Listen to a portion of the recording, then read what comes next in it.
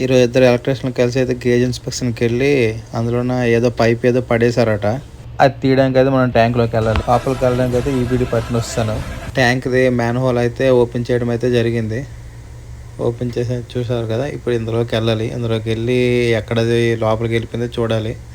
లోపలికి వెళ్ళడంతో ముందు ఆక్సిజన్ లెవెల్స్ అయితే పూరా చెక్ చేసుకోవాలి. 20.9 ఉంది కాబట్టి ప్రాబ్లం లేదు. మనమైతే ట్యాంక్ లోపలికి అయితే వచ్చాం. చూడండి, ఇదంతా ట్యాంక్ మొత్తం ఎంటీగా ఉంది. ఇప్పుడు ఆ పైప్ అయితే అందులోకి వెళ్ళిందో చూడాలి. ఆల్రెడీ ఎలక్ట్రీషియన్ అయితే లోన్కి వెళ్ళి చెక్ చేశాడు. కనిపిస్తుంది కదా, ఆ పైప్ అయితే లోన్కి వెళ్ళిపోయింది. ఇప్పుడు అయితే మనం తీయాలి. పదండి స్టార్ట్ చేద్దాం. ఇప్పుడు కనిపిస్తుంది కదా, ఆ ప్లాంజ్ అయితే మనం ఓపెన్ చేయాలి. ఆ ప్లాంజ్ ఓపెన్ చేస్తే అది బయటకు వస్తుంది.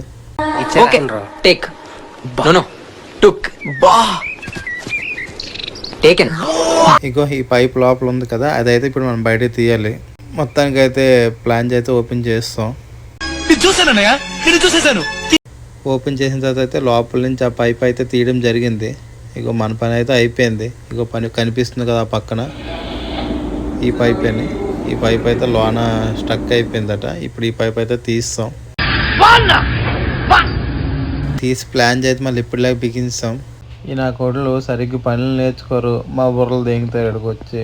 ఇటు పైకి ఎదవలాగా అంటారు కానీ సెంటిమెంట్స్ ఎక్కువ. అది మాయా. ఈరోజు అయితే ట్యాంకులో పని అయితే అయిపోయింది.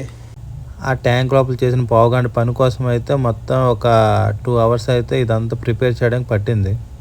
కరెక్ట్, ఇది కరెక్ట్గా చెప్పావయ్యా.